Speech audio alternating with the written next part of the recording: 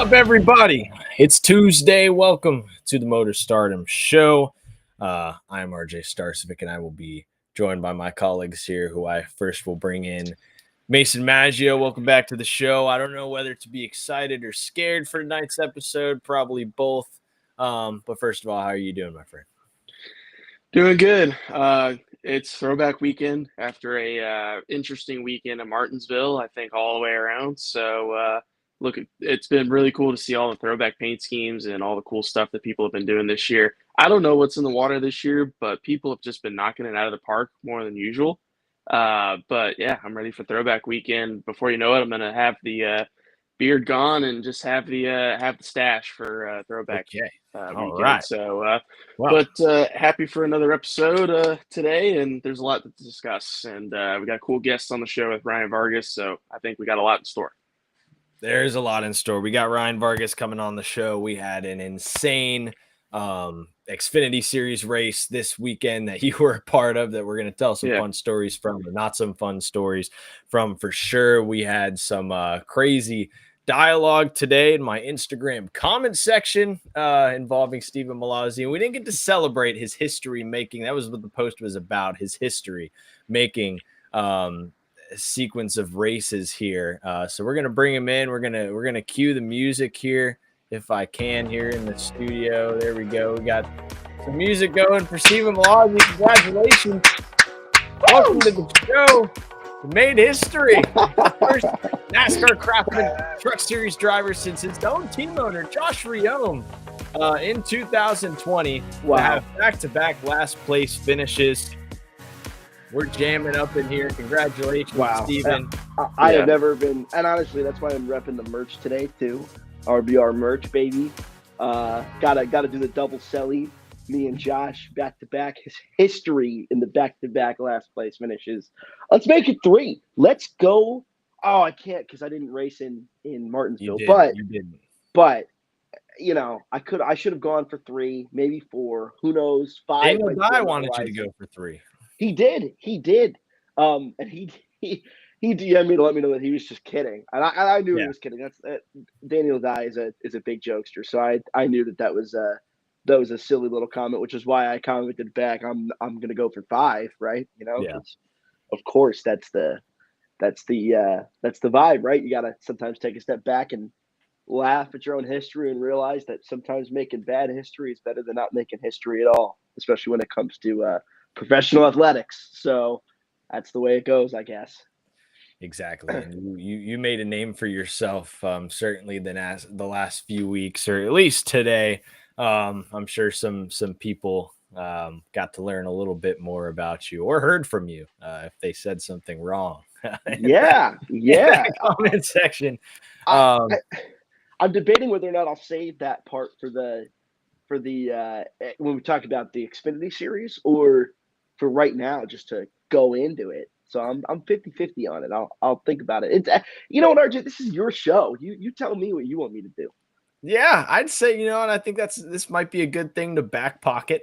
Okay, I'll back pocket it. We got more time tonight. We're starting here at 6:45 Eastern time. We're getting 15 minutes early just because of this special occasion here, and obviously, paying respect to Ryan Vargas, who we're going to have on the show, talk about his stuff, but he's also going to have a lot of knowledge to offer for the Xfinity series and what we witnessed on Saturday night. So I would like we can kind of direct our conversation over that, kind of our most recent thing that just came out here. We were wondering what NASCAR was going to do. They did something. They came out. They did also penalize Jeb Burton and Taylor Gray, I believe, $5,000 each, from what I read, if I'm not mistaken, for taking their angriness to the care center. So I guess that's something you cannot do. I don't know how precedented that was. If that's ever, I feel like I've never seen that before. Is that something you guys have seen before? Somebody getting fined for going to the care center and being angry? I No. don't remember. I don't think so. I don't think I've ever seen that, but I know that it's not something you're supposed to do. You're not supposed to go after somebody in the care center. But I don't think we've ever seen And I think Maggio just said no too, but I don't think it's something we've ever seen before. I've never heard of that. I feel like, I mean, in all of NASCAR's time, there has to have been a time where somebody has had beef with somebody in the care center. I mean, when you wreck, that's where everybody goes. And there's, I'm sure, been some words said in there. But the big thing is they come out and they fine Sammy Smith $25,000. They dock him 50 points for murdering Taylor Gray's hopes of winning, as well as his own at Martinsville. Either one of you guys go first or second. What are our thoughts on that? Right, wrong? Not enough. Not even close. This is so. So let's be clear about Sammy Smith, right? Sammy Smith is in NASCAR because his dad was Michael Annett's agent, and that brought him the relationship with Pilot Flying J. That's it, right? So the 25 grand is a moot point. That doesn't matter to Sammy Smith. That's not coming out of his pocket. He's not going to pay that. I mean, he's not, right? The 50 points, where did that move him in the standings, right? I think it's 13th now. He's just outside the playoffs. He's still going to make the playoffs anyway, right? And at the end of the day, it doesn't do anything to teach these drivers a lesson of respect. I think the penalization of Smith was the right call, not enough. I think the penalizations of Burton and Gray were wrong and shouldn't have existed. If it were me, I'd let him at it. Let him get punched in the face, right? Let's learn a freaking lesson, right? Because I'm there wasn't even a fight. Yeah, you break my nose, I'm probably not going to do that again.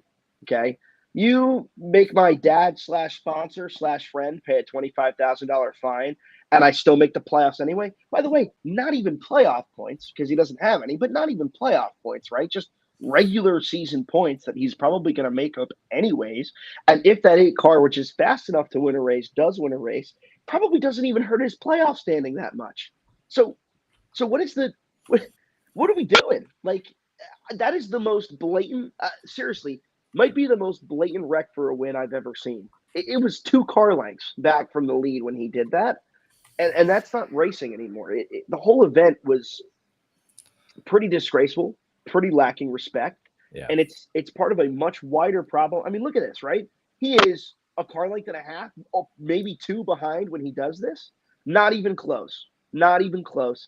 And we've heard of wrecking a guy, we've heard of a bump and run, and it's different when you're on someone's bumper and you're racing hard for the win, as opposed to causing everybody a freaking headache like Sammy Smith just did, right? Yeah. And it all starts with when we're coming up in the younger series, nobody's taught respect, right? When I came through karting, okay, there are 2 instances where I had respect taught to me in a great deal. One was a physical altercation with another driver, and one was a lesson my old man taught me, right? And we'll start with the one that my old man taught me because that's one that needs to be taught from here on out. These kids today, right? They come up, every single thing that they do is paid for in auto racing. They will never pay a cent of the ride that they drive. They will never work underneath the race car that they end up driving. They all end up having somebody buy the shit. They show up to the racetrack or the practice days. They do their time in the car and they leave. When I was go-kart racing, I did some stupid shit like this where I wrecked somebody fighting for 7th place at the end of a regional race. Okay? Terrible weekend, was furious, bent the chassis, knocked the nose out of the go-kart, probably $1,100 in damage all in. You know what my dad did? He's like, look, we're going to wreck shit in racing. We always will. It's how racing works. It happens. I'm not going to pay for you to wreck shit yourself. I'm not going to make this sport more expensive by letting you walk all over the people around you and disrespect the equipment that my ass pays for. He's like, so guess what? Until you can pay that $1,100 yourself, I will pay for the regular stuff I pay for racing, but you're going to drive with a broken nose cone and you're going to drive with a bent chassis and you're going to suck. And he's like, and that's on you. When you can pay to fix this thing, it'll get fixed. He's like, until then, you can make the decision. We can either skip a race and you can learn that way. You can pay for it yourself. I don't care. I'm not paying out of my pocket to fix this go-kart. And from that point on, my dad was very clear, right? If there was something that was my fault or a consequence of the way that I drove with disrespect to my competitors and the people around me, I was going to pay for it. And my dad was adamant, right? He comes from a working class family. He was a cook growing up, right? All the way through his law school education. His family owned a catering hall that he worked in. He was adamant that from the time I was 16 that I had a service industry job to work, which is how the Outback and the Domino's thing came about. So now that I'm older and I'm driving stock cars, I'm not paying 10, 15 grand out of my own pocket because I want to wreck somebody racing for 21st fucking place. Excuse my French. Sorry. Like it's not going to happen. And that's because I know from the time that I was go-karting as a 15-year-old kid that that's not how we're supposed to race other people. I also got my ass beat once. I mean, that's right when you get your ass beat. It's a pretty stark lesson too. And there's not really any detail to go in there, right? Like somebody just comes over and clocks it because you're wrecked in a go-kart race, and that's kind of how it works, you know. And at that point on, you're like, man, I don't really want to get my ass beat. I'm not as tough shit as I think I am, and I think if somebody had knocked out had done that to some of the people in the Xfinity series in recent years, we wouldn't have that problem either. But I know we got our guest seems to be here early, so Maggie, I'll let you give your takes on it, and we can continue this discussion down the line if we have time, or let Bart just jump in himself. Yeah, I mean, I got to agree with you on a lot of levels, right? Like, part of it is just, how you're brought up through not only the levels of racing, but just, in life too. Like, you've got to, the thing that I've preached my whole life, that I've been taught since very young age was treat others the way you want to be treated, right? And I try to put that as well on the racetrack, right? As somebody that was in this race, there was a lot of take but no give. I felt like I was in a bumper car race, like plain and simple. There's times where I got knocked out of the way for no reason. There was times where guys wouldn't even give me an opportunity to race them. They would just immediately send it off into the corner, knock me up a lane, 2 lanes up the racetrack, and get nothing out of it. So we do have a respect problem at these kinds of short track races. It's just everybody. I think the problem is everybody wants to think that I got to be the next Dale Earnhardt to make it, and you don't, right? There's a fine line in being able to go out there and earn respect on the racetrack by racing as clean as possible and respectful as possible without destroying each other's race cars as well as your own. We've had this problem for a couple of years now. I feel like the Martinsville races have almost turned into plate races in a sense. I mean, like for my example, I ran 28th, 29th, 30th, 31st all day, and we came away 25th on 125 lap old tires. But yeah, the point is just we have a respect problem. Like, we have got to show we are at a professional level of racing, and we're going out there as if we were driving rental carts at Trackhouse Motorplex. And we got to get out of this headspace of, oh, it's all or nothing, or I can't do, if I can't be successful, then nobody can. Because at the end of the day, that's not how you earn respect. The way you earn respect is, trying to race the guy as clean as you possibly can, give him an opportunity. Like, that's the other thing, is a lot of guys didn't even give him an opportunity to. It's one thing if it's like, hey, I got to go, but we're just knocking people out of the way just because we can. And we cannot have that at this level of racing. We are all 38 drivers that are in that field are so much better than that. And we know it. Right. We know that they can be better, but we chose not to that night. So we got to get to a point where we show each other some respect and show, hey, we are a professional racing series, and we need to showcase that to the general audience. But until we do that, we're not going to get any better. We're just going to look like, a rental go-kart race at your average go-kart track. So we got a serious respect problem on our hands in at the lower levels. Until we fix that, it's not going to get any better. We're just going to destroy race cars. And I'll add two things to that before we let Vargas come in and give his take on it. One, it's ridiculous that we're even talking about you getting moved up 3 lanes for 30th place, right? Yeah. You're racing 30th. Your goal is to not damage the shit that you're racing, right? Like, oh, yeah. Like nobody's going to notice. And this is in the most respectful way possible, because I also race in the back of the field, right? Nobody's like, oh my God, Stephen Malazzi finished 32nd instead of 31st, right? Like, to me, coming home with the clean race car and saying I raced clean is much more important than moving someone out of the way and making an enemy so that they wreck me back 5 laps later. Yeah. The second thing I'll say is we just watched the replay of that finish on repeat for like 60 seconds. There's a 500,000 plus in damage on that front stretch. Oh yeah. Right? Easy. 100%. And we're talking cars that had spent all day not totaling each other just to total it 600 feet from the finish line, and almost none of them gained any positions from where they would have finished had they just stayed in line and taken their position wherever they ended up. And that is like unbelievable to me to watch. And we'll talk more about it as the show goes on. The win and in format has something to do with it. The respective drivers coming up has to do with it. The funnel system of Truck Xfinity Cup has something to do with it. But I think we should not keep Mr. Vargas waiting and let him on in so we can hear his thoughts too. Well, exactly. Without further ado, he is I believe, the third person already on this show to have scored an Xfinity Series top 10.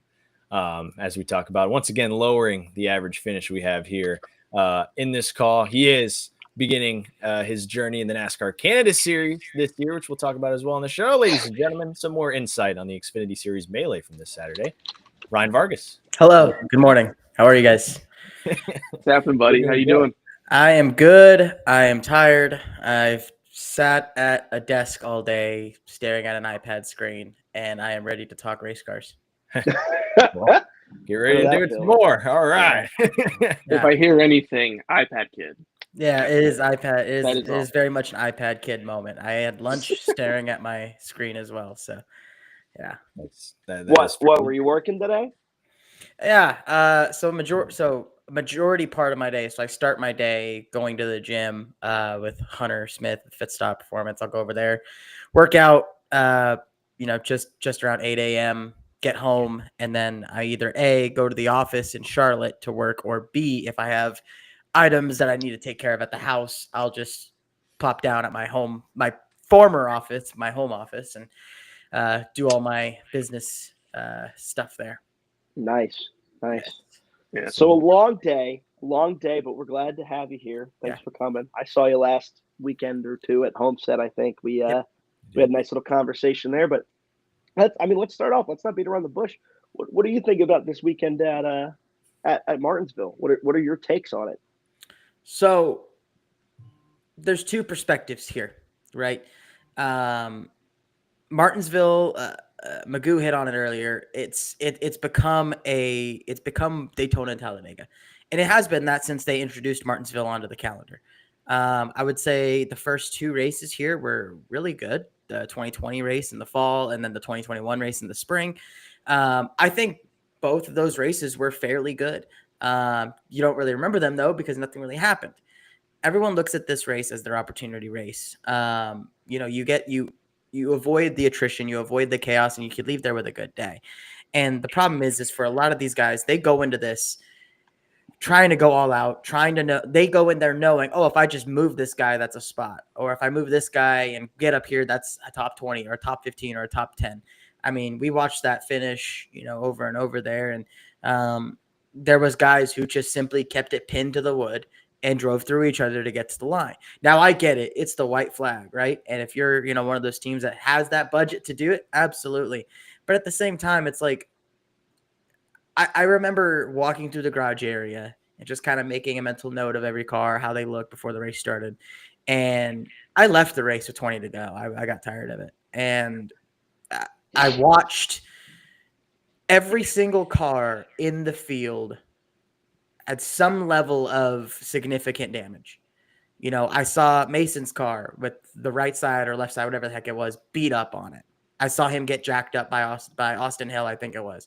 I watched, Brad get squeezed in the middle of 3 wide for no reason.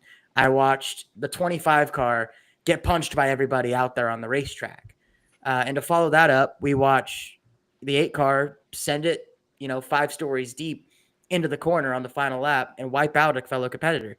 And now there's a difference here, right? You look at the budgets of some of these organizations and their programs, right? The 8 cars program is different than the 35s program. The 8 cars program is different than the 44s program. It's different than the 31s program. So for those guys, they have to win a race. To them, they have to win. And I think that comes back to several things. One being the lack of accountability on some of these drivers. I remember working at JD Motorsports and, and also my time at Mike Harmon Racing. If I wrecked a car at JD, I was working on it. That's just was the accountability that I had. I knew that I was in a very fortunate situation that I had for a very long time, and I was having to replace body panels and all that stuff. And I remember back in 2022, I kept an eye on the Toby tracker for a long time because he would post the guys who had the least amount of incidents. And we got to about I think we're at a third, 1/3 point or halfway point of the season. And I had the least amount of incidents on record. And only one of those incidents actually resulted in damage. And that's why I was in race cars. That is why I got the finishes that I get. That is why I've made a career in this. I know I'm a speedy driver. I'm not trying to sit here and sound like a cocky guy, but I'm confident in my ability. But I also know that I'm smart enough to back out of a 4-wide situation. And what you see there is just guys who really don't care. You see guys who haven't had to replace a fender, who haven't had to pay their rent money to replace body panels. That's the thing. Back in 2017, my parents sat me down at the dinner table and said, we are going to sell our stuff and you are going to go to college. So none of these kids have had that. I shouldn't say kids. None of these guys have had, that talk. They've never had to replace that body panel, right? And it's disappointing because I have a lot of respect for guys like Sammy and Taylor and, Austin Hill, all these guys who are out there winning races, running up front, doing what they do. But at the end of the day, you have to keep the brain attached to the stem there. Yeah.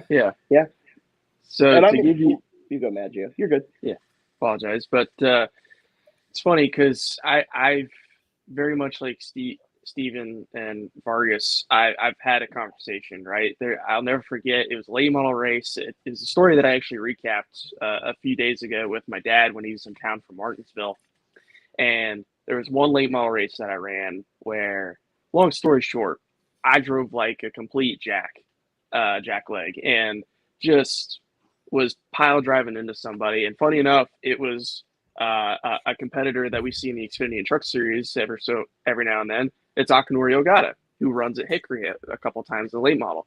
Him and I were shipping each other off into the corners for third. And I'm beating the crap out of this car trying to do that. And I remember my dad was so mad at me after the race. He said, you were going to apologize to him. You were going to apologize to the entire team.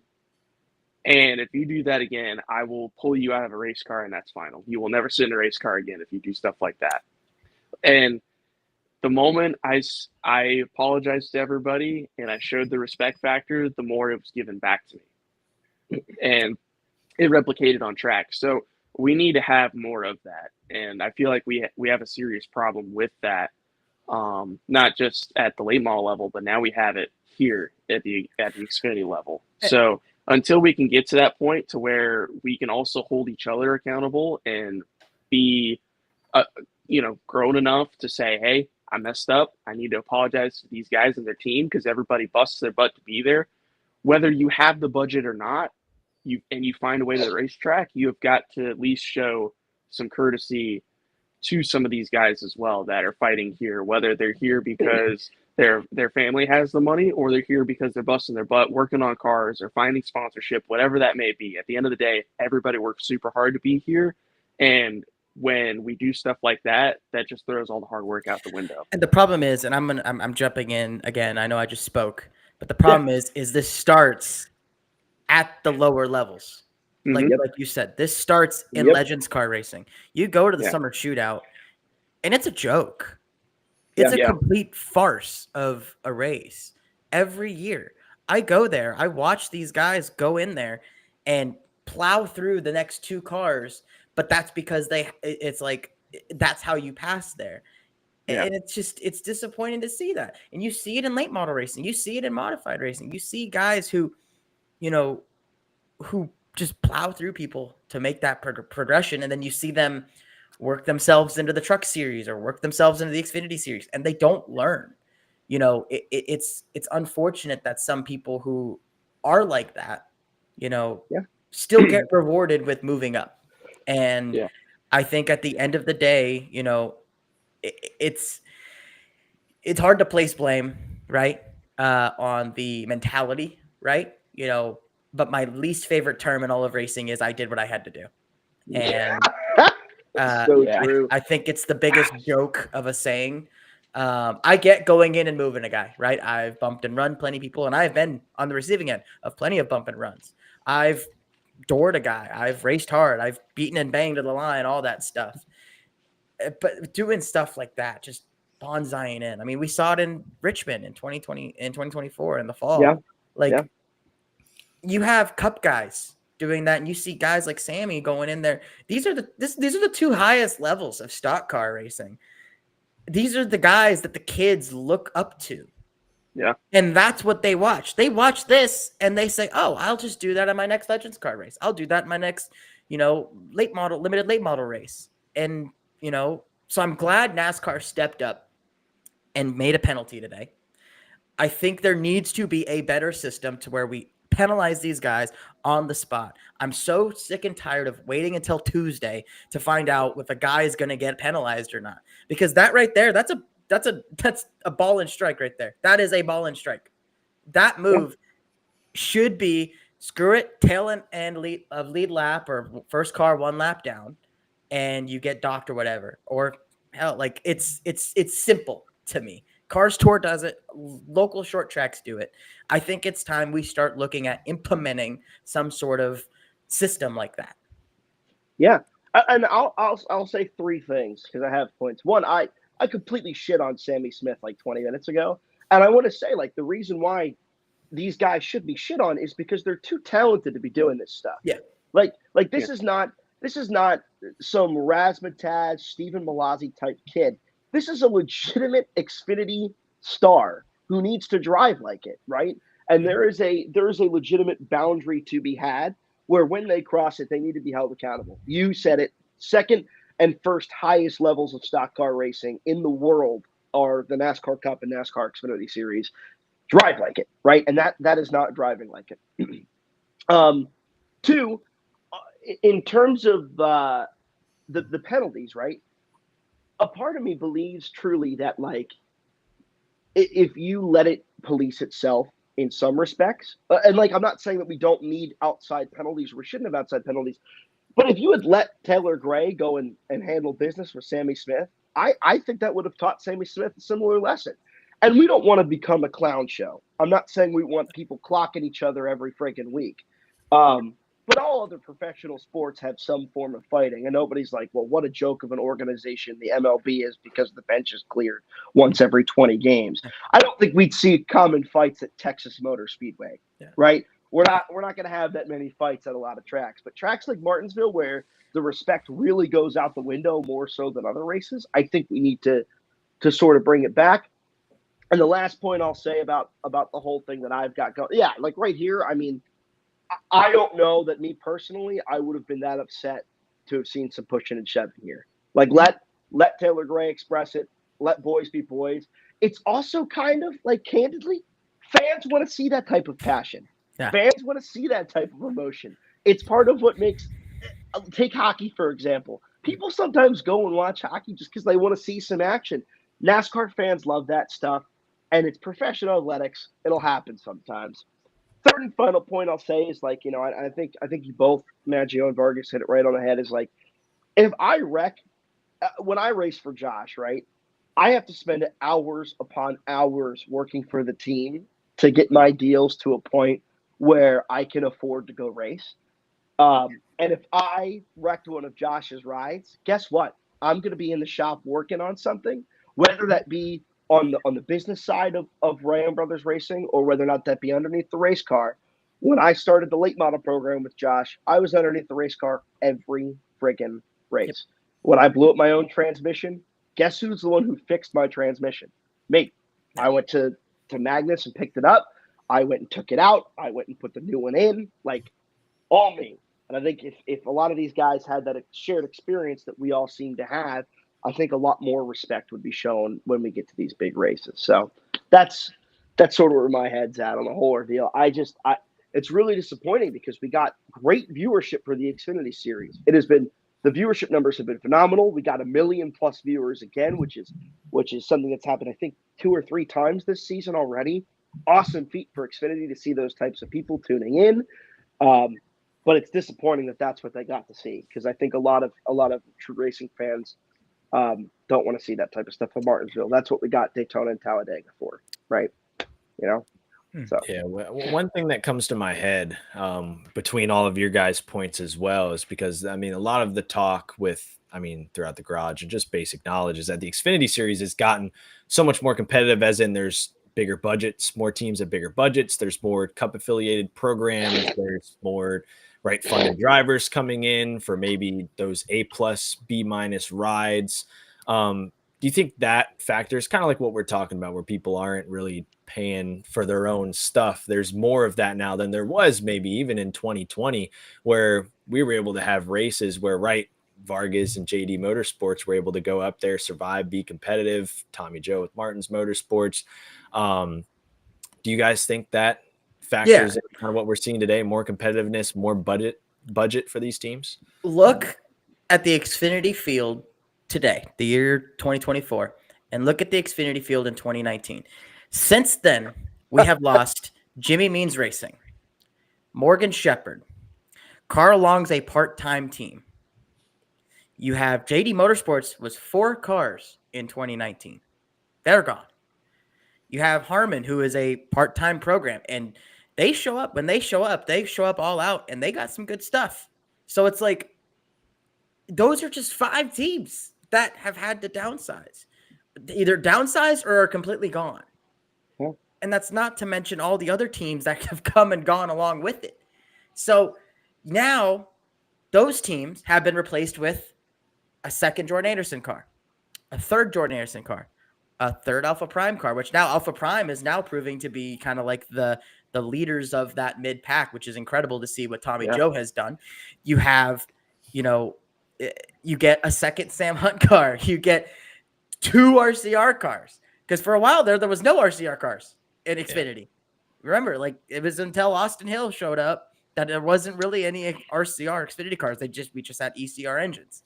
So in the span of 5-6 years, we've lost, 6 full-time teams, multi-car teams that are on the smaller side, and have gained A+, B+ level organizations with Cup affiliation. There used to be times where if you bought the full tire allotment, congratulations, you were finishing 24th or better. Yeah. Now, do you not have a name? Do you not have a lease motor? Ooh, enjoy 33rd. Like, it's like, it's tough. It's insanely tough. The level of competitiveness of the field has grown so much. It has surpassed what has been what we saw, what we have ever seen in the Xfinity Series. So that's just kind of the level of where the Xfinity Series is at. And I'm interested to see A, how long it lasts. B, I hope it lasts, because it's awesome. We're getting fed good lately.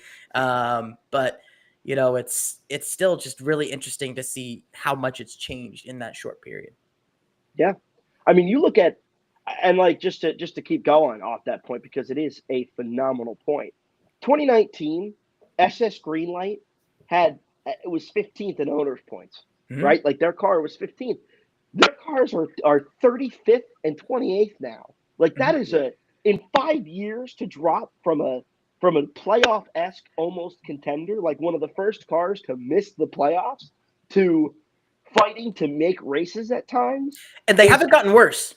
They haven't gotten worse. Not at all. No. Not at all. If anything, they've gotten better. Yeah. Like, now, like relative to their past performance, they've gotten faster. Yeah. But now, you look at the top 20 in owner standings, and it's Gibbs, it's Haas, it's Childress, it's Junior, it's Colleg, it's Hendrick, it's Big Machine, which is RCR, and then there's the one lone Alpha Prime car in 18th that is not from like the major factory powerhouse of an organization.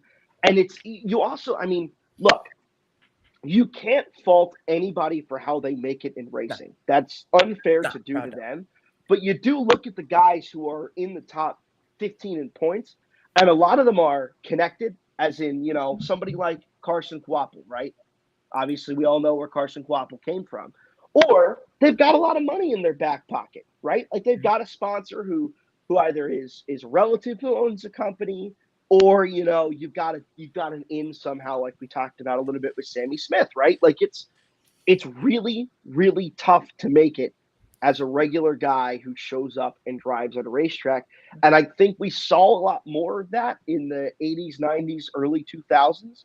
And now as we continue to filter out, it's like we've got filtered water and we're dirtying the water. The filtered water continues to pour, the water glass gets dirtier, and we're going to continue to see like kind of the everyday guys, the people who were like, lower income. I knew how to work on a race car, so I ended up becoming a professional race car driver, get filtered out. Like we're just going to keep seeing that disappear as it gets more expensive to race. And that's such an intricate conversation to have, because it has to do with declining viewership. It has to do with increase in costs to get to the racetrack. It has to do with fundamental economics that are so beyond complicated of just, I know how to do X and I know how to do Y, that it's like an insolvable problem at times. Yeah. And to that point, I remember I had a conversation, just joking around with somebody that I know, Rick Ware. Obviously, we had Carson on the show last week, and we had this conversation at dinner when he was in town for Martinsville this past weekend. But I had joked with Rick. I said, "When are you going to start the Xfinity program up again?" And I was like, "Let's. That sounds like a lot of fun. Let's do it." And he's like, "Can't do it in today's Xfinity series." He's like, "I just can't." He's like, "I used to show up with, 2-3 cars and go on majority scuff tire deals and be able to run top 25 on pure speed and crack the top 20." He's like, I'd be lucky enough to make a race in the day and age if I did it the same way I did in the past. And Vargas knows what I'm talking about with being in an Xfinity car fairly on a regular basis, somewhat regular basis. There is nothing crazier than driving your butt off with what you've got, and then with the guys that you need to be racing, and then being told, and asking like, "Oh, what position are we? 29th, 30th, 31st, 32nd, something like that." And it's like, man, I battled this hard for that. Like, it's crazy to think, and I had that a couple times at Homestead, just to give everybody an idea.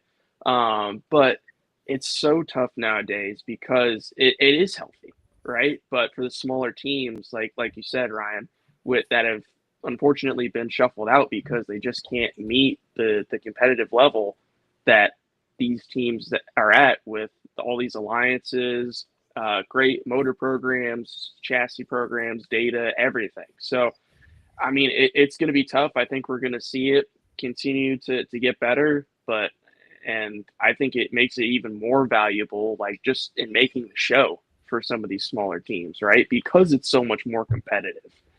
Even in that realm where you don't have an alliance, it's super competitive even back there. Between the owner's points, between making the show, between getting absolutely everything that you can. I think we're going to see it continue to grow. The sport, that specific side of the fence seems to be super healthy right now between viewership, car count, and everything in between. But I mean, it's really hard to keep up with it. And I think it's even harder to break into now because of that. If you don't have an alliance, then you're going to run in that 28th to, last essentially. But NASCAR is weird, right? It all depends on the economy at the end of the day and how much money you can put towards that. We're going to see it rise and we're going to see it decline, give or take on how that all is, because at the end of the day, the economy is going to depend on how much we can spend on the racing. But I think we are really at a point where the Xfinity Series is healthy and it's only going to continue to grow. And there's a reason why people are saying the last couple of years that it's the best show to watch now more than ever because of the competitiveness. So I'm going to say one last thing and I'll toss it to RJ. My favorite quote that I've heard of all time, I believe it was Carroll Shelby said it. Money by speed, how fast do you want to go? Yep. And that That is- stuck with me when I first read that 4 years ago or something like that. That stuck with me really hard because I learned really quickly, you know, the more investment that we could do, the better we run. That's just Mhm. that's just how it is. So yeah. All right. Your Yeah. turn, RJ. Go ahead. Yeah, no, I that quote hits. I don't think I'd ever heard that quote, but I will remember that. One quote that I wanted to put up here. We've Pretty had a famous lot of quote. it, I may have heard it at some point. It ran out of my brain, but especially after watching Saturday, I need to reimburse it back into my head. But we saw a lot of great quotes from a lot of drivers, team owners. Mike Joy was taking some shots at the Xfinity Series live on the broadcast, saying that what was it? They call it a dumpster fire, but a dumpster fire is contained, and that series is not. So I thought that was pretty funny. But we saw a lot of this quote interested me. This was in quote to Steven's tweet, I believe, where Ryan Ellis, this is a veteran of the Xfinity Series. He's been driving for a while in the Xfinity Series now with a different team over at GGM. And he says, in most cases, the racing we see in the Truck Series shows up in Xfinity when those kids moved in. So that intrigues me. That comment intrigues me because, I mean, we're talking about how competitive the Xfinity Series is getting, half because, yes, teams are elevating, but a lot of because drivers are coming in with more money, being able to elevate these teams to, like what Vargas appointed to, second teams for some of these mid-tier organizations. How do we feel about this? Is this something that kind of can attest to it, whereas these things that we saw in the Truck Series the last few years, we're kind of now starting to see again in the Xfinity Series, as the Truck Series is starting to kind of clean it up a little bit, I would say, at least maybe better than the past years. Yeah. Ryan, you're the guest. You get first dibs. Oh man. Well, I'm not muted. Okay, cool.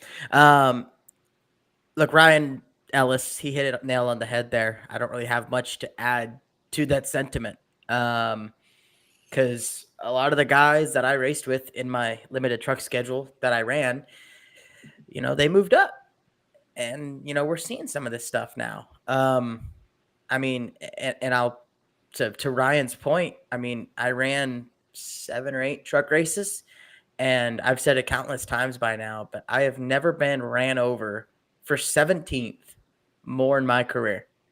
I mean, just getting sent for no good reason, or getting put in middle of 4, on lap 30. And it's like, I know we're not in the game of riding, right? We're in the game of racing. You know what I mean? But at the same time, it's like, it's frustrating to see that. I remember talking, with Bones, the team owner of On Point, the team I drove for, and it was just like, it's tiring.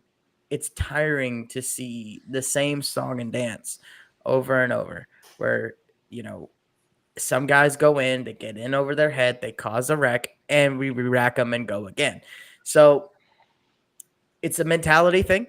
I'm glad the Truck Series is starting to clean up a little. Obviously, we just went to Martinsville, so that's kind of you could kind of forget that one. But, the Truck Series has put on some pretty good racing. I mean, that Homestead race was a banger. So, yeah, I mean, nothing much else to add to Ryan's statement other than he's spot on. Even Martinsville by the Truck Series standards, I don't feel like it was that dirty. It wasn't perfect. Like it was still messy, but I mean, it's still no overtime finish, right? People were racing clean to the end. What the hell is that? 8 out of 10. Quality video right there. Yeah. That scared the hell out of me. Yeah. There's a little bit of a jump scare. That's me at Homestead. But like Ryan Ellis is a guy who has grinded his way into NASCAR for the past decade and a half now, right? And he's done it in trucks. He's done it in Xfinity. He's done it in Cup. I think he's done it for RBR too. I'm pretty sure he's been with us for at least a race, maybe 2, maybe more. I'm actually not sure on that, but I'm pretty sure he has been all over the garage. He has a ton of different sponsors who backs them. This is a guy who is, really out here grinding all the time for what he does. And just to wheel, like he's a wheelman, right? Like he's pretty good at keeping his stuff clean for the most part. And that's kind of how he's built his brand, right? Like that's sort of why he gets where he is in racing. And it's like, man, this is what this guy is saying about it, right? And he's the guy who's back here grinding for 20th, 25th, 27th place. And when we're talking about racing for these back marker spots, for me, it's like the most prominent experience I had of something like this is Pocono in 2023. And I'm in a truck. I'm racing for Josh, and we're actually having a great day. We are at the final restart, I think, with 14 or 15 to go, 16th or 15th. Like, we're running really, really well. We are in a good position for this race. We end up losing a lot on the restarts. I have not done very well at restarts because I don't tend to race that tightly in restarts, because for me it's all about not wrecking the stuff. I'm out there just to try and get the best finish for my guys that I can. But this time, obviously, with the top 15 on the line, you can't. We got shuffled back to 22nd or 23rd, and we end up racing the 04. It was Corey Roper in the truck, and Corey's a guy who'd obviously owned his own stuff too. And really aggressive move into the tunnel turn to take it. And I'm like, okay, just have it. But then, we're a little faster than him in the long run. We get back up to him. We get right inside of him, and he chops the nose, right? And it was totally a place where it was my spot. Like, that is my spot to have. I was on the inside of him. He came down on me. But at the end of the day, are people going to remember that I finished 23rd instead of 24th? No. And honestly, I'm not going to remember if I finished 23rd or 24th. What I am going to remember is causing a caution with 3 to go and totaling the race truck because I ended up in the tunnel turn fence at 165 miles an hour. That I'm definitely going to remember. That is something that Corey's going to remember. That is something that the garage is going to remember. Mm-hmm. And it just, I don't understand why more people who are back here and working their way through the field don't share that kind of sentiment. Mm-hmm. Yeah. And Ryan is somebody that I've gotten to know over the last year or so. I have a ton of respect for him. He's an absolute hustler when it comes to marketing and trying to put together more sponsorship, more races. And delivering for his partners too, which is something huge for our sport that I've learned on the marketing side. Ryan is somebody that has, like you said, been around for a long time and understands, a time and a place to get real estate, and then times where he's like, hey, I've got to just get the best finish that I can. And somebody that was probably one of the cleanest guys that I raced on Saturday. And Ryan knows that, right? Because he's in a very similar spot that a lot of us are in. Is, hey, we can't afford to destroy the car because we're going to run that car probably 2 weeks of Bristol, right? Or just as an example. So he's a guy that I have a ton of respect for because of that factor and because he has raced me super clean, especially at Martinsville. Never touched me once. Was always very, very clean, and we had a great battle, and it was something that we laughed about at the end of the race too. So, and even still, racing with respect, he ended up having a great day with the 71 and that DGM team. So, and that is somebody that has tried to help me and give me some pointers here and there whenever he can. Vargas is another one, and Vargas has actually held me accountable for some things in my career. I've been hard on you. I've been hard on you at times. No, can we hear it? I called your ass out a couple times. He did. Vargas is not, and it's something that I appreciate at the end of the day, because sometimes that's what we need here, right? Like, early on in my career in 2023, I was either going to get the best finish possible or I was going to wreck the car trying. And I realized that's not going to work.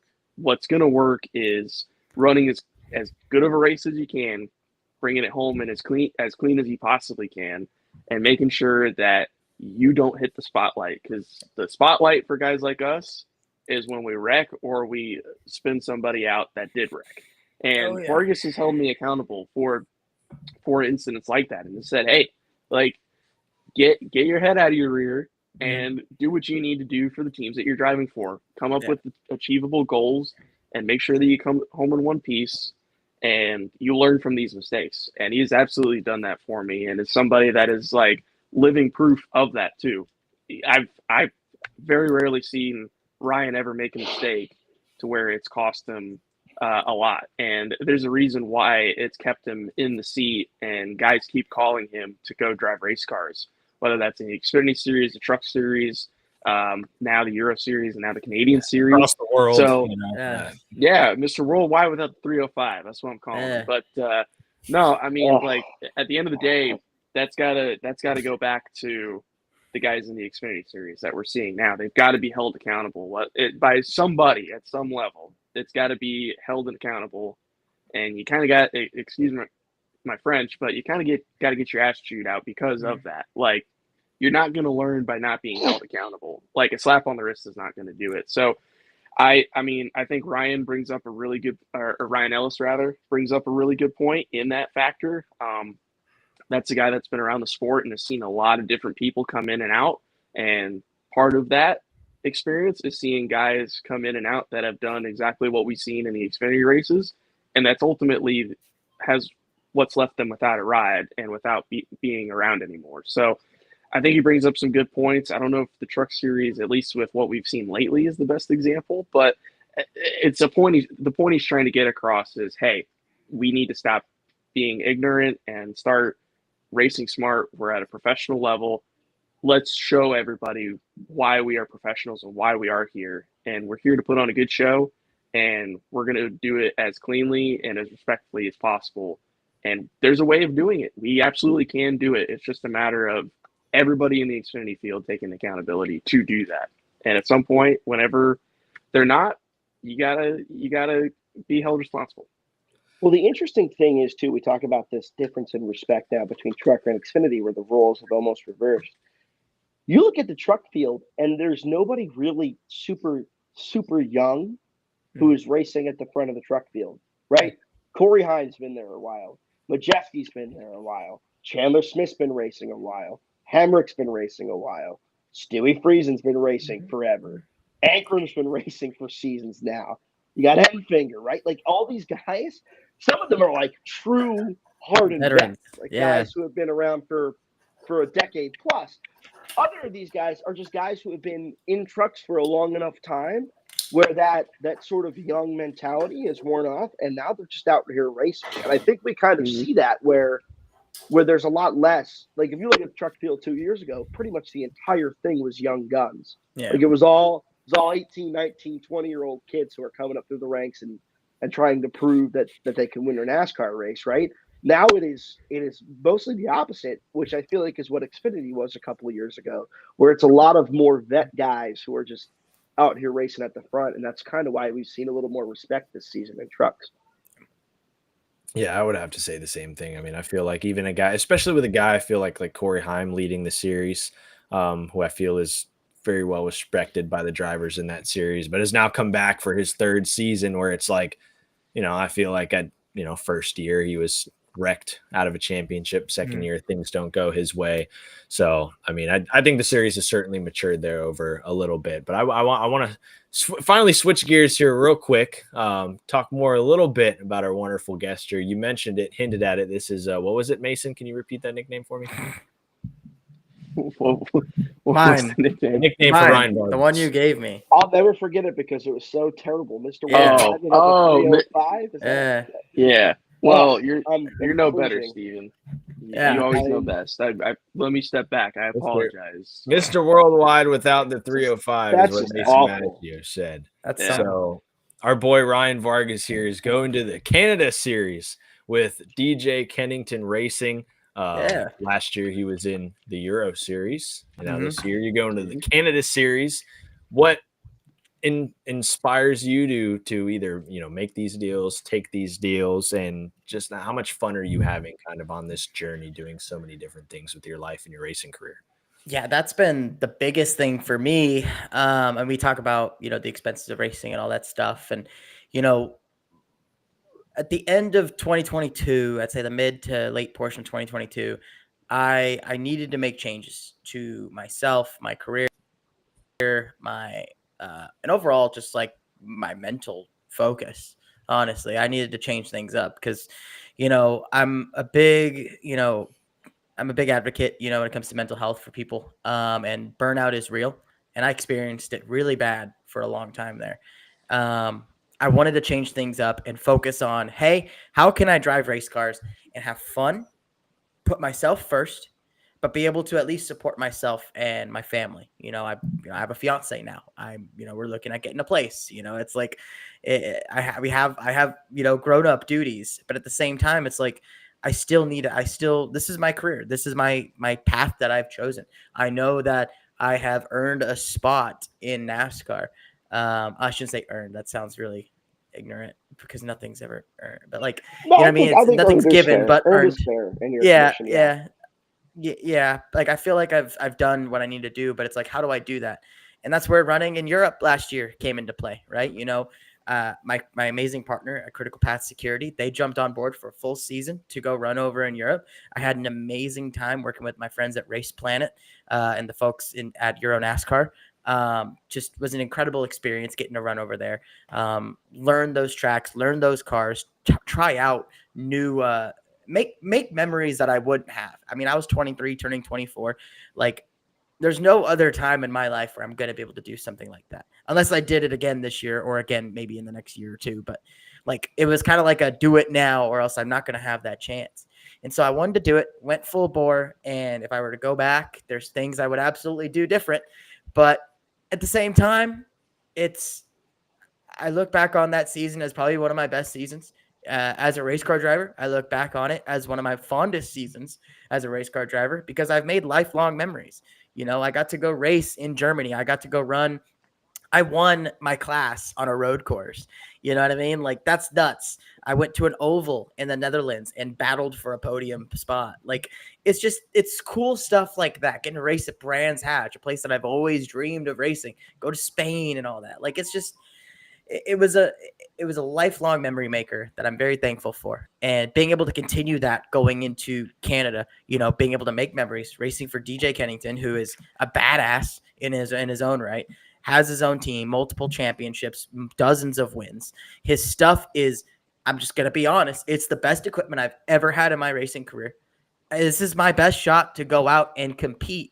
And I have a lot of work to do. I don't know a lot of these tracks. So it's fun to me. I enjoy the grind of learning a place. I love that aspect. It's so frustrating, but it's so fun going to a place that you've never seen before. And when you go there and you're fast, man, does it feel good. And when you go there and you're not as fast as you'd like to be, it's like, well, I've never seen this place. It's time to learn. Like, let me find the speed. Where is that speed at? Let me search for it. And that's what I'm really excited about, is the fact that I'm going to be able to do that. And not only am I going to be able to do that, but I'm going to do that with some of the best stuff I've ever had under my ass. Yeah, that's awesome. I remember I asked you at Homestead, do you got anything in the works? And you said, I'm about to announce something. And I said, oh, truck or Xfinity. You said either. You said neither. I said, ARCA? You're like, just wait and see. And it turns out that it's NASCAR's Canada series. Yeah. So beautiful piece. Yeah, it really, really is. I love the little maple leaf Canada touch on this on this bad boy here. So let me ask you something. What do you think the biggest challenge of heading over to Canada, racing in a new series, is going to be? And do you look forward to getting back and racing in either trucks or Xfinity in the U.S. at any point throughout potentially this season or next year? Yeah, I mean, obviously, I want to go back to truck and Xfinity. Obviously, I want to race there, right? We talk about it. It's the second and third highest levels of stock car racing in North America, right? So that's obviously, a goal. But at the same time, it's like, look, I'm having fun. I'm making this work.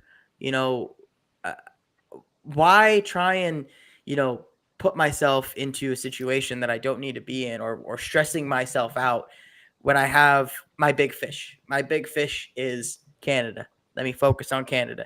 If I'm able to put some deals together, don't get me wrong, I am very actively seeking deals in Xfinity and trucks. Yeah, of course. Like, I sent off 2 decks today. Like, I'm still very much doing it. But the idea behind it is I want to be in a car and know when I'm going to be in a car. That's my biggest thing that I've always seeked in racing. And last year was the first year I had that.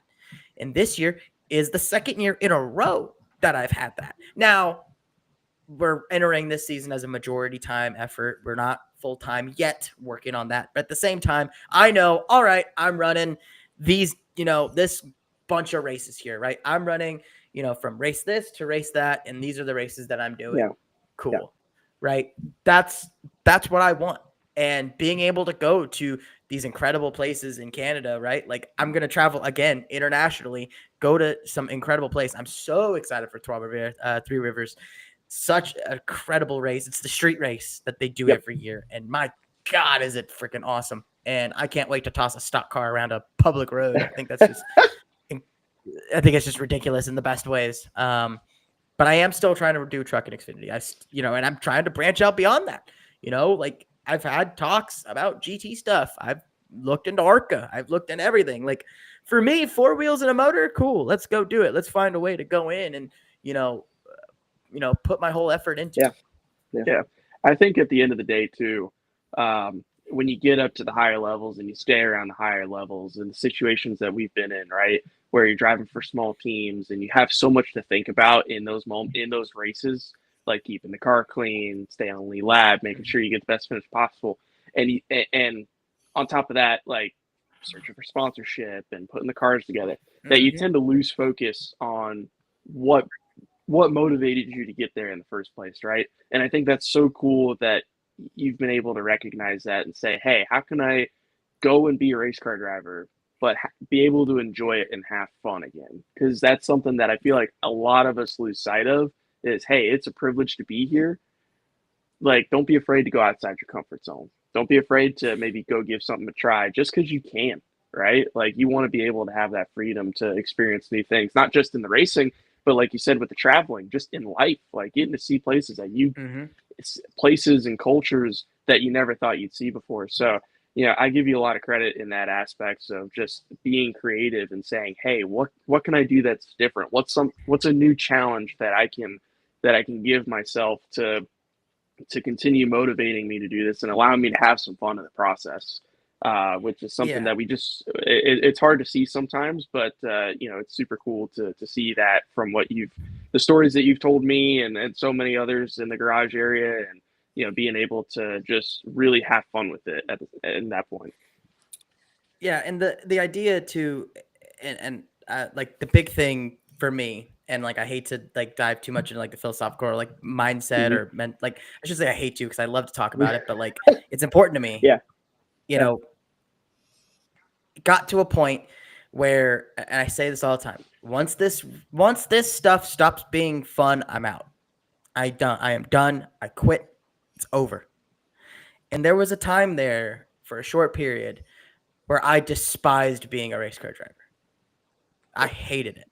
I hated waking up in the morning and looking at myself in the mirror and doing the job I was doing. Hated it. I was burnt out. And now, then you also, on the flip side, I'm very publicly, I'm a very positive person, and I try and keep that positivity going.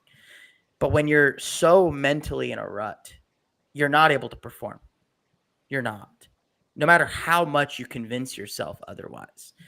And I'm thankful that I have incredible partners in Critical Path Security and Lyricus Security who support me, and they themselves, with Patrick Kelly, the CEO of the company, he talks a lot about mental health, when he does his tour visits and stuff like that. It's incredible to see what they do. And to me, it's so important that the mental health aspect for me, that was where I needed to put myself first. And I changed a lot of the things I do. I still do everything. I just changed it just a little bit. And now I'm living life. I'm driving race cars, but I have that life balance that I'm not driving myself up a wall. Right. It's something that I feel like people don't talk about, right? Is the mental health side. For guys in very similar situations to the three of us and outside of that as well. I think that's something that we get caught up in, right? Is like, we put so much time and effort into it, whether that's working on the race cars, marketing on the race cars, finding our next opportunity. And then, like I said, with all the stuff that we have to worry about when we are driving for those smaller teams, that is super important to keep in mind.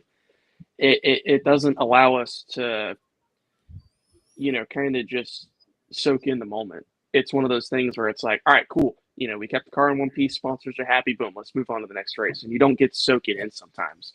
So I think that's a very important message to not only to give to other race car drivers in similar situations to us, but also to the fans too, because they on the surface it's like, oh, cool, this guy's getting to drive race cars and he's living the dream. We are, but it's a hustle. It is absolutely a hustle behind the scenes that people don't give justice a lot of the time. So it's cool that you've recognized that for yourself, and you've decided to make some changes to allow yourself to have some fun, but yet allow you to keep motivated, keep living out your dream, and be able to just enjoy everything that comes with it. Yeah, it's also too. It's being a small. We call ourselves small time. No one's really small time when you race in NASCAR. You're one of the best stock car drivers in the world if you make it to this point. But one of the hardest parts about being a small time race car driver is no one works harder than a small time race car driver, right? There are probably champions who have worked less hard than some of our guys in the small time realm work for their 10 races a year, right? But at the end of the day, to the naked eye, to the average NASCAR fan, when they go home and they see, oh, you finished 31st, they're like, this guy's a bum who doesn't deserve what he gets, yada, yada, yada. And, a lot of times it's easy to ignore that stuff, but sometimes when you have a really, really bad day, it's not as easy as it seems, and it gets to you, right? Like, it doesn't matter that what you have accomplished is everything you've dreamed of and set out to do. To some people, it doesn't ever appear that way. And in terms of the mental health of grinding so hard for hours and days and weeks and months, and sometimes years to put stuff together, to go out there and run near the back of the pack, maybe that's exactly what you expected out of it. But to hear people say that you're not deserving of all that stuff that you worked for without knowing how hard you worked is a really difficult thing to swallow at times. So, and I know, I know you get that for sure. But I totally agree, and I understand, and I many times find myself feeling that same exact sentiment. So. Yeah, I've heard drivers talk about, you talk about soaking up things like after a race or just anything to do with NASCAR. Like, I mean, we're talking about small teams, this and that. I had a cool moment at the beginning of this year with Jimmy Johnson where he finished third in the Daytona 500 this year, right? As a race car driver, he doesn't get to do that much anymore. And he was on pit road answering questions for probably, time flies, but it had to be almost 30 to 40 minutes after the race. Like, pit road was cleared and it was only Jimmy Johnson. I got to ask one of the last questions just because I don't have as much aura as like Bob Pockers does in Long Island. My aura is not there yet, but I was excited. This is a guy that I grew up with watching, get to ask him a question. And I asked him just how different is this race here? You finished third, especially after all the bad luck he's had in the Daytona 500. You finished third, but for your 20 plus years of your career, this race used to, you finished the Daytona 500. All right, next week we got to go racing, and this time you finished the Daytona 500. As a driver, you don't race till the Coke 600. You're older. You don't know when your last one's going to be. And he kind of sat there and he smiled for a little bit and was just like, during my career, I never had too much of a chance to soak these kind of things in, just because, especially in the 500, just because it was bam, bam, bam. Unless you won the race, it was bam, bam, bam right after that, week after week. It's the grind of being, especially a Cup Series driver, but a NASCAR Cup Series driver.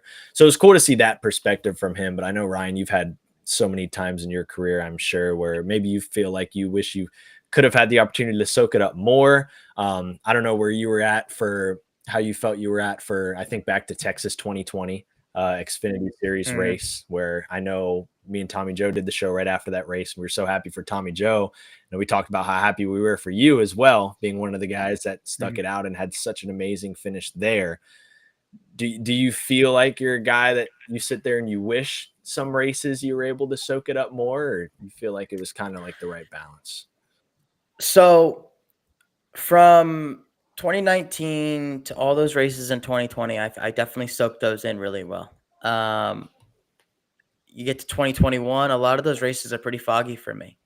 I'm going to be honest with you. There's a few races that I remember really well. There's a few races that I couldn't tell you what paint scheme I had. That's just kind of the mental funk that I was in. It was just kind of that. it took until midway through 2022 for me to finally, it was like I had this like switch flip. And thankfully it came at the right time because I finished 6th at Daytona.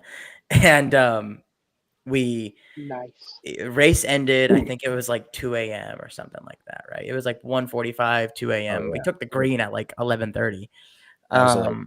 Yeah. And we were leaving the track and I am pulling out to the tunnel, stop and get out of the car, and I took a picture of the grandstands. And I sat in my truck for about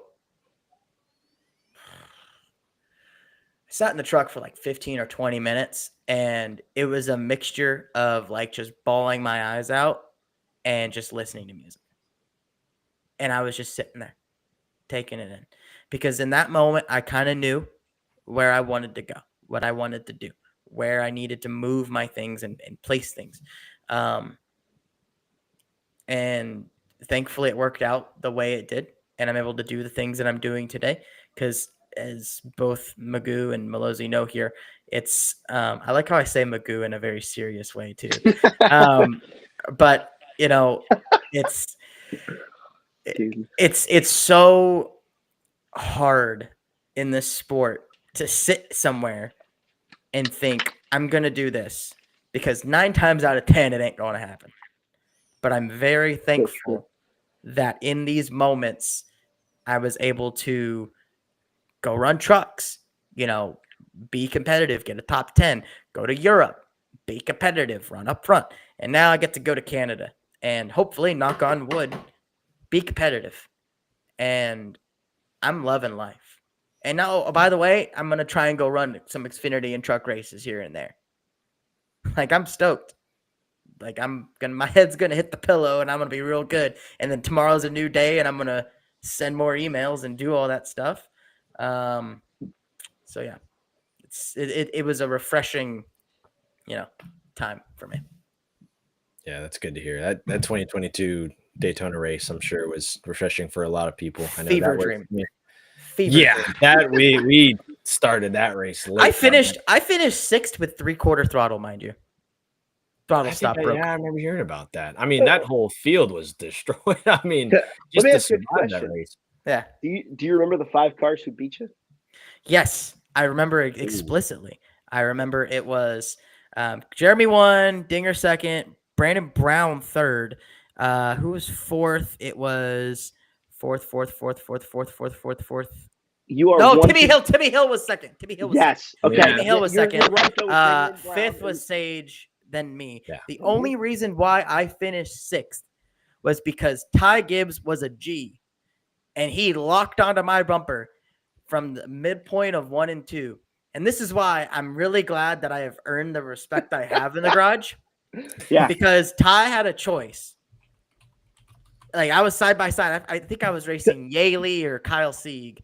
I think it was both of them were Yaley. 9th and 10th, so they were there. We were there, and he locked on.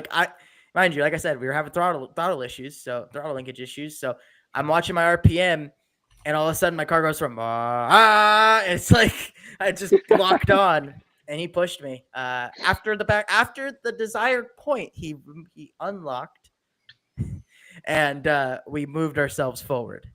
Wow. I remember watching this race and seeing how well you did. I actually remember the first time I ever heard of you, Brian. And like, what's different about me, I think, for most people, like Magoo or even you, for example, is I truly had nothing to do with stock cars until I came back. So I was just like, when I left racing in 17 or 18, whatever it was, I was truly gone until 2021 when I came back and started doing RBR stuff. So I was just a NASCAR fan who sat on his couch and watched every Xfinity and truck race. And there was a race at Pocono during COVID. Oh, yes. And it was a pretty stupid race. I think a lot of people wrecked. I put him on the dash that race. That's what I did. What I actually did back in these days in 2020 and 2021 was I was a NASCAR gambling analyst. Like, I did like DFS picks and like best bets and stuff. And I remember my lineups got smoked, and there was one where I finished third in the contest, and somebody had played you from and like Probably won the or way something. NASCAR gambling works is like you DFS, you pick players who start bad or dominate races and finish good, right? Like that's what you want because you get point differential, laps led, and finishing position. And you were low priced. You were not a Oh high God, yeah. priced driver. It was my first big track start. I had never driven like an intermediate, like proper. If I remember correctly, you were the lowest priced driver because you were starting 17th and you were expected to fall down, Yeah. but you ended up finishing 13th. Yeah. And you cost me like a I fuck ran ton of money. 6th on speed. Yeah, On speed, like Yeah. not like okay, I- not great. Okay, sorry, there was attrition, but like a lot of attrition. Yeah, a lot of attrition. But we were 6th. Like it was me, Jesse Little in like 7th or 8th, BJ McLeod 11th, and then Jeffrey was like 17th. Like JD Motorsports, we showed up, we had bullets. Dude. And I remember, oh my God, I remember lining up for the restart in 4th and like going through the gears. I'm getting put top of 5, and I'm like, great. Yep. Yeah, this is the new kid moment. And then on the white flag lap, I crossed the line. This is where I get really mad at myself. And this goes back to kind of being young. And this is why I got a Magoo, because I did it myself. I crossed the line for the white flag in 6th. Wow. I was door to door with Allgaier. I was door to door catching Allgaier and then like getting to his outside quarter. So like I entered and then I got here and then I got to his quarter. He washed up and it dumped air on my nose. And that was the first time I'd ever experienced air being dropped on my nose in an Xfinity car. I've done it in ARCA, but in the Xfinity car took off straight, pounded the fence, still limped it back 13th. I mean, that right front was beat up. Yeah, we were talking about, too, like the differences in performance. JD Motorsports had 4 cars in the top 16 that day. It was 10th, 13th, 14th, and 16th. And then in between them is Dexter Bean in a DGM car and Mike Harmon and Kyle Weatherman in the 47. Like it is great. Jimmy Means Racing had a top 20 that day. Like it's crazy how the Xfinity Series landscape has changed. But I just thought that was funny. I always like to think about the first time that I've interacted or thought about drivers that I now talk to in NASCAR. And I thought you should know that was cool. The first time that I thought about you is this Pocono race. So if you ever think people don't notice when you're running well. They notice when you run well. People do notice. I promise. Well, there are people who notice when you run poorly too sometimes. Yeah. But yeah, definitely people notice when you put those cars up in places where they're not a lot of times. So just thought that would boost your ego a little bit to know. Oh yeah, ego's busted. Hats getting tighter, man. But no, that was a good race. Like I said, we ran 6th on speed.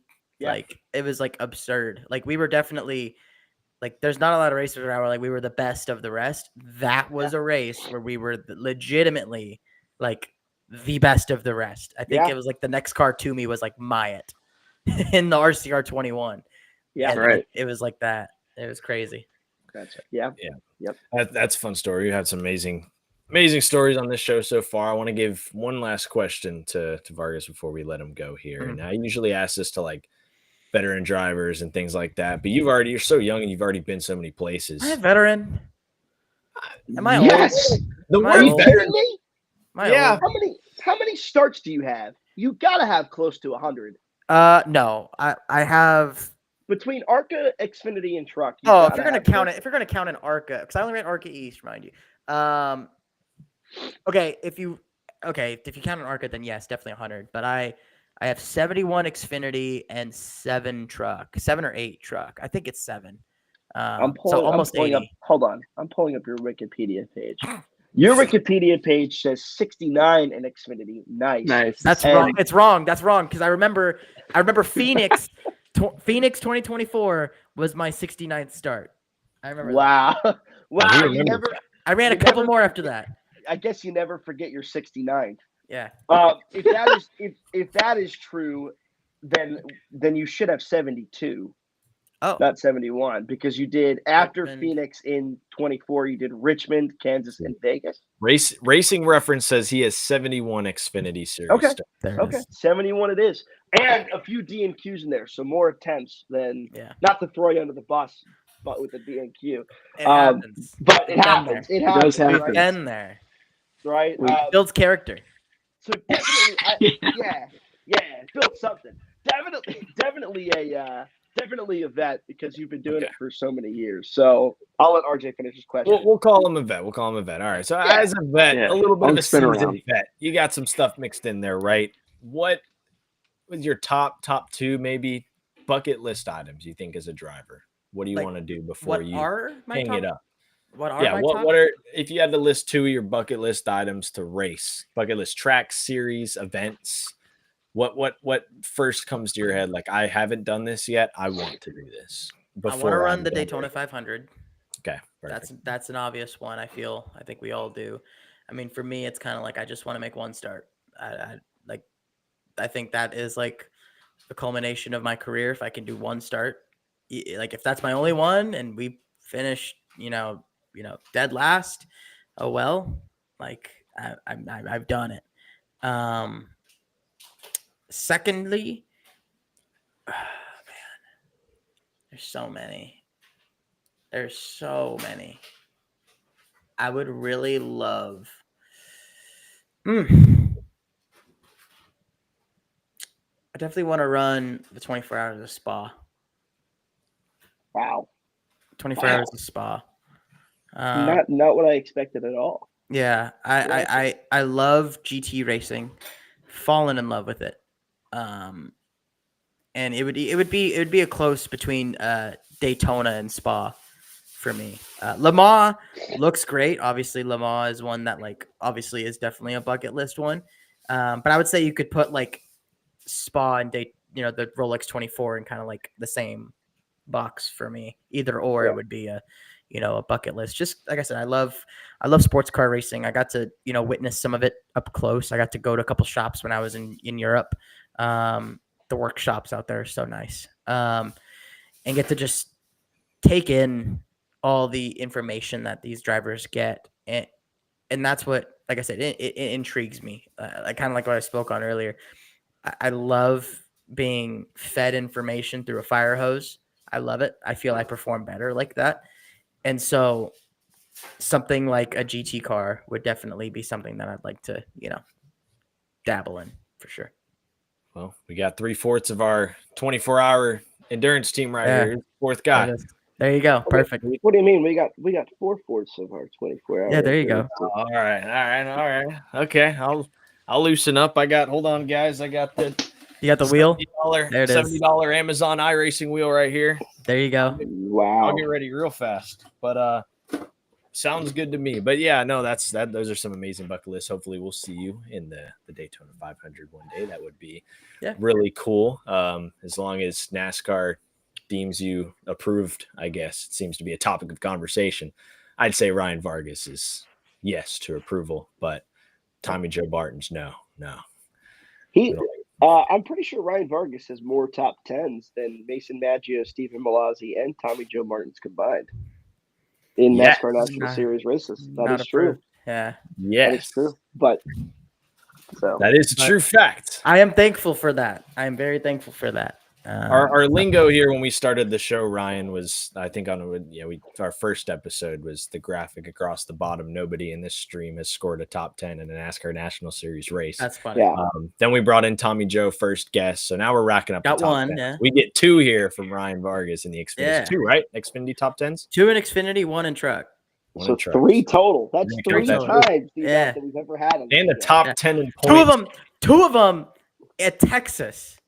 2 of my 3 top 10s came at Texas. Don't bulldoze it. Don't bulldoze it. I love that place. If there is no Texas Motor Speedway fan, I am dead. He might be the only person. Love that. We place. didn't ever say that. Back on the Drivers Meeting podcast, we never had an F-bomb on the show until Tommy Joe started talking about Texas Motor Speedway. That was our first. He got his top 10 there. Yeah, I know. It was really funny. Is 3-4 weeks later, he gets the top 10, and then he's like, oh, well, still blow it up, but Wow. So that means what I'm hearing is 75% of the top tens to ever be on this podcast happened at Yes. Texas. Yes, legitimately. Wow. And Wow. all of the top tens that were not on plate tracks. That is unbelievable. Yeah. All right. We'll have to find some other race car driver who only has top tens at Texas and bring them on the show next. We'll have to keep the trend up. We're gonna have to research that. Well, Mason Maggio, you got some pressure on your shoulders when you go to Texas. There you go, Magoo. This is Figure it true. out. Yes, that and Talladega. So as long as I one up Steven and get a top 10 before him, that's all I care about. So that is what matters at the end of the day. So there you go. I love that. That's great. Classic. How Well, many starts behind Mason Maggio am I? How many more starts do I have to catch? probably a decent amount. So I got like 20 extra. So after you get your first top 10, I have at least 20 extra starts to get it because you have 32 and I only He's have got 10. a head start. Yes. You've got a lot more time than by I 2 have, years so. too. Yeah, you old fart. Yeah. That's ironic since you're older than me, but okay. You're right, and you're older than me. Okay, Unc. All right. Well, anyway, thank you, seasoned veteran Ryan conversation Vargas, for gracing us deteriorated. with your presence tonight. We will certainly talk to you at some point throughout the year, whether you're out of the country or not, over racing in Canada. Best of luck with your ventures. And thanks so much for joining us here on the show. You've been great as always. Glad to have known you and known your journey for the last 4 to 5 years, and look forward to seeing it continue. Oh, thank you guys. I appreciate it. Stephen Magoo. Thank you guys. Best of luck with coming. everything. Yeah. Thank y'all for having me. Always a good time. And just hope the people tune in. All the races are on YouTube this year for the Canada Series. So there's no excuses now. No excuses now. I'll have to watch. I will. Yeah. NASCAR. Yeah, We're no gonna have a watch excuses party. to miss them. No excuses to miss them. Watch that 28 Critical Path Security Canada Dodge Hell Challenger find its way to the front. Hopefully, there we go. Yeah. Oh, we're gonna have a watch party. We are so back. We are so back, dude. We're gonna have a watch party in here. We are so back. Hold on, cue the graphic. One last graphic. There we go. We're back. Love that. All right, Ryan Vargas. Thank you for showing out. You have a good one. We'll talk to you soon. Absolutely. Thank you guys. Catch you, Vargas. And that is Ryan Vargas. Thank you so much for coming in the show. And unfortunately, we're not done here. We have one more thing to address before we go off the air. We've had some beef today. We said we'd back pocket it for the end of the show. Trying to find the right graphic to show. So, was that a pun? Was that a pun that you just made there? The right graphic? Wow. Did? Well, wow. I'm about to get kicked out of this office because Ethan's parents are home and I got to get rocking. But all I'm gonna say is this was the most. I am pretty widely known for being vocal on social media in all counts, in all respects. Yes, I'm a very vocal guy. Like, that is who I am. It's part of my personality. It's my brand, right? Like, if you're gonna run 31st, you have to have an image by doing something, and that something for me has been I'm opinionated. I tell people what I think. And I will always interact with people who want to interact with me on social media. That's just who I've always been, right? So we came up with this idea to celebrate the back-to-back last place finishes, and a lot of people know what is going on with that type of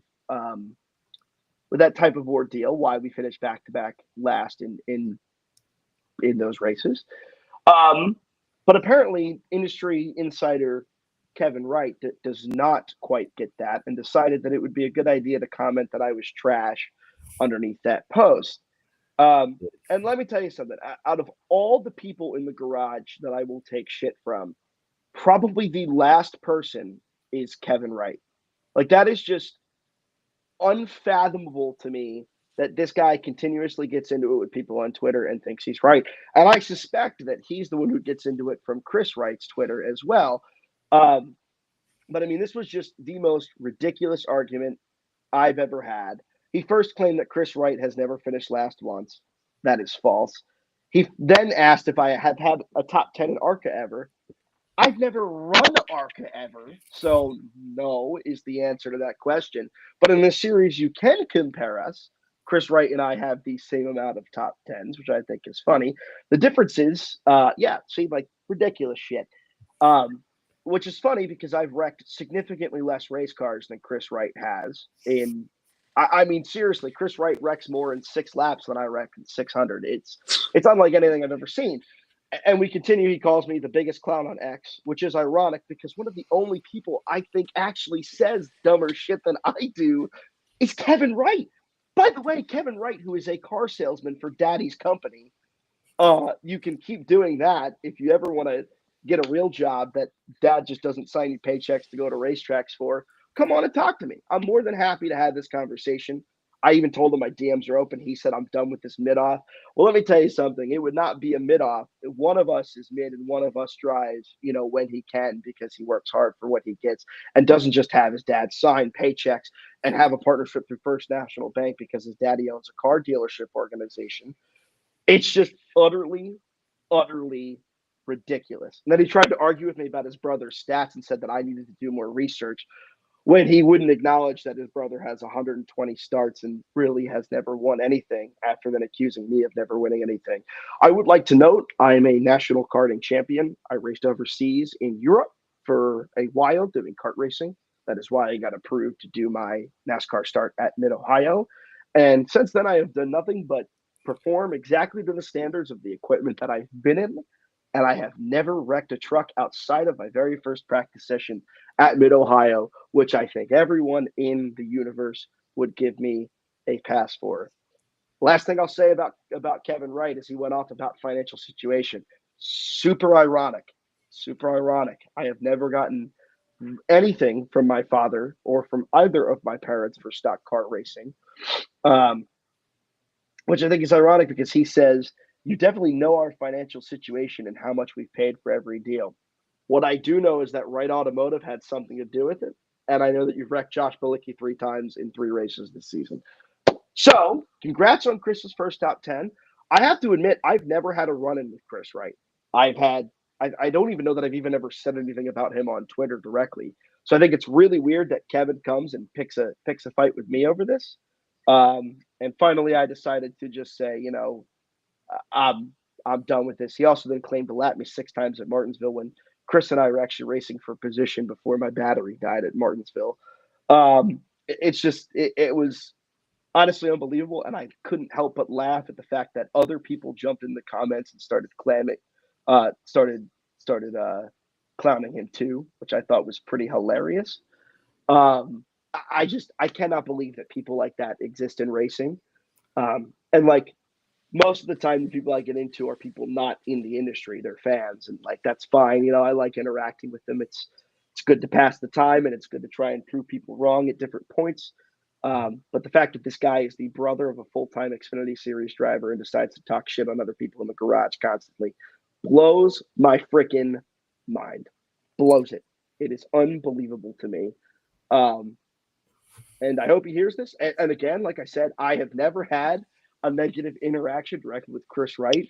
I'm sure he's a great guy. And I actually feel bad that his brother is dumb enough to put him in the middle of shit, because I promise you, Chris would receive significantly less hate than he does on social media if his brother didn't dick everything up all the time. So Kevin needs to keep his fucking mouth shut. That's where I'm at. Yeah, I was blown away by what was going on. I was at work, as some people know, bagging a lunch at Chick-fil-A, looking at my phone to see the aftermath of the post, just looking at the comment section, see what fun type of people are having with it. I see Danny Dye chiming in there, which shout out to him. He's always interactive with my stuff, and even the post with him and Jeb Burton, he was all over the comments about that one. That was pretty funny. But yeah, Chris Wright is a guy that, I mean, like you said, maybe you've never had a run in with him personally. He's always been a supporter of my brand and my page. Always say hi to him at the racetrack. Great guy. I enjoy Chris Wright. I was very, very intrigued to see that comment section because I'm not gonna lie, I personally didn't really know of Kevin Wright, his brother, and then it proceeded to be, I think, a 30 comment long thread there between you guys. Totally. But it was a little unwarranted. I was like, whoa, hey, like what do we where do? did that come from? What what are we doing? Like, you don't. If you want to pick out your competitors, pick them out.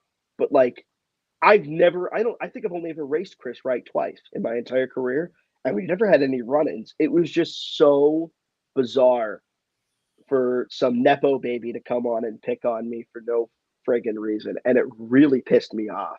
Like, out of all the people in the garage, I think who could have said something, even if Chris had said something himself, it would have gone better than Kevin saying something. Unbelievable. And it's unbelievable that they can continue to do this and have support and funding. And it goes to show you that money buys everything. I would also love to point out who is last in the full-time Xfinity Series standings. If you are curious at who has the least amount of points full-time in Xfinity, you should go take a peek. And I think the answer will make Kevin Wright very defensive if you were to point it out. I feel like it's not the time to go crazy on social media. I'm happy for Chris Wright. He finished top 10. Yeah, exactly. And that's survived. Had a really good run. He did. I'm like, man, this is interesting coming from the guy. By the way, he did not survive. He wrecked. He did. Yeah. So he didn't survive. I just think it's really, really, really interesting. Go enjoy your top 10. Like, you finally have a week where somebody's not picking on you. Well, I guess some people were picking on it because they were like, I saw people do pick on Chris Wright to pick on Chris Wright. I saw a tweet that was like, the Xfinity race was so bad this week, Chris Wright got a top 10, which was really, really made me laugh. And I'll be honest, I did like that tweet. But like, I mean, just like, go enjoy your life, man. Like, you got a top 10 this week, celebrate it and get ready to go for the next week. And maybe if you spent time training with Chris, you get some better results there. And like, at the end of the day, people can say whatever the hell they want to me. I'm a law student who sometimes drives a race car. This is a guy who drives a race car week in and week out. So it's don't look at me. I've never blamed my spotter for a wreck in my life. Anything to add, Magoo? Or no comment? Mason, no. Keep your mouth shut. Don't add a word. You race in the Xfinity field weekly. I don't. For once, I'm going to defend Mason Maggio and tell him not to say a word. Don't do it. I was gonna say no. I don't have anything to contribute or to add to that. Yeah. This is not my battle. It is definitely far from my battle. Yeah, not your battle at all. Like I said, if Kevin Wright ever wants to talk man to man, I am down for that. But calling me trash on an Instagram post that is clearly made to promote a podcast from somebody who is very clearly my friend and Mr. RJ up here, I think is an unbelievable move. Like, just so blatantly moronic, and just to argue facts that are so stupidly wrong is crazy to me. But I digress. Done shitting on Kevin Wright. Best of luck to that Our Motorsports team and the 5-car in the future. I hope Chris proves everybody wrong. I really do. But at the end of the day, you go off of what you can go off, and you know, that's why sometimes I take shit from people too, right? I just feel like I've at least done my part to keep my equipment clean and run where it's meant to run. So that's where I stand. That's it. Beef squashed. I'm over it. I got my 5 minutes against Kevin Wright out. We're done. And now we can move on to I think the closing of the show. Yeah, we're gonna wrap the show up here. I want to play a little 30-second video we can watch to close out the show. In an Outback Steakhouse fire suit.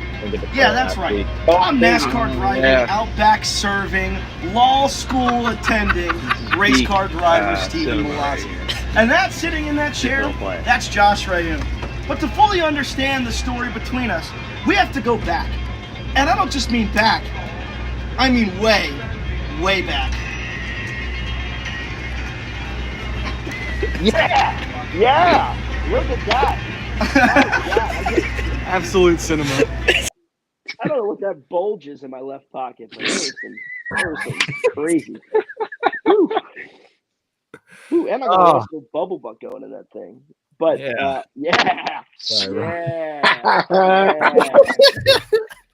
And we've officially gone off the rails again. Yeah. All right. We like to have fun around here sometimes. It's not all fun and games. 4 p.m., but that's why we started this show at 6:45 today, because we knew we had a lot to discuss. And honestly, I think this was a really cool episode. I think we got a lot of information out, a lot of opinions out about the Xfinity race. We had Ryan Vargas, who also just added on to everything, provided insane analysis, perspective, told great stories of his career. They were really awesome to hear as well. Talking about mental health of racers as well was amazing.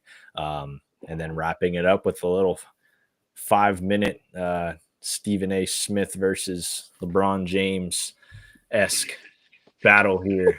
Yeah, except Great show. It's really more like a Colin Cowherd v. Kentavious Caldwell Pope. Not like you. I actually love Colin Cowherd, so that was a bad example. I'm trying to think like a Nick Wright versus Kentavious. Wow, that's ironic. Like a Nick Wright versus Kentavious Caldwell Pope type argument. Yeah, we'll put it on a little bit of a lower like scale. LeBron v. Stephen A. would be like Mike Joy versus Kyle Busch or something like that. So we're not quite that level. Let's not oversell ourselves. A little bit. I will say the thing we'll have to start off at least mentioning next week, or at least quickly wrapping up with, is the fact that crazy that Legacy just sued Rick Ware Racing. NASCAR got a case of the lawsuits going around. What? Yeah, did you not see that? Legacy just sued Rick Ware. I didn't know if we were going to talk about that. Okay, that was much. People were asking in the comments, and I was just I actually for the first time ever, I didn't see that. I actually have not seen that. This is indeed happening. While we were doing the show, it came out that Legacy is suing Rick Ware for backing out of the sale of the charter, and then apparently Legacy, in the filing of the lawsuit, said, "Where is this? I'm going to find it. Legacy." Said something along the lines of, where the hell was it? I don't even know, but it was, they said something.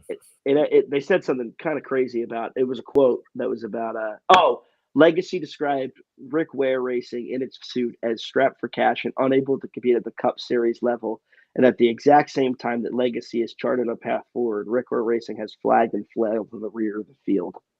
And that is in an actual lawsuit brief. Like, that is a legal document that says that. So looks like there's about to be some beef. And if you see the 42-43 run into the 51 or 01 in future weeks, we know why. So to end on that note, thanks for watching. Thanks for tuning in. Yeah, I'm NASCAR Craftsman Truck Series / Twitter beef guy, Stephen Malazzi. That's NASCAR Xfinity Series driver, Mason Magoo. And this is Motor Stardom right here. This guy in the top left. So thanks for tuning in, and we'll hope to see you next week, 7 p.m. Eastern Standard Time on the Motor Stardom Show. That is that. Thank you for the finger there, Stephen. I'm talking about next week. Tony hey. That's what we needed for the intro there. But Tony Breininger joining us next week from the Craftsman Truck Series. The following I gotta be careful what I say next week now because that's one of my competitors. So I don't want to I can't say anything that off the rails about the NASCAR Craftsman Truck Series now because we're talking to one of the people in my show, in my territory. Yes, big star there. Raising Cane's box combo. Tony Breininger joining us next week after Bristol. We will let CJ McLaughlin back on the show as well to talk to us, as well as possibly Barry. To talk about Bristol. I made a promise to him. I told him we're going to bring him back at Bristol. So I will be skipping that week. I'm not getting called fat twice, not on this show. Let's shoot for 3. And on that note, Stephen, look at that. I've slimmed down. No.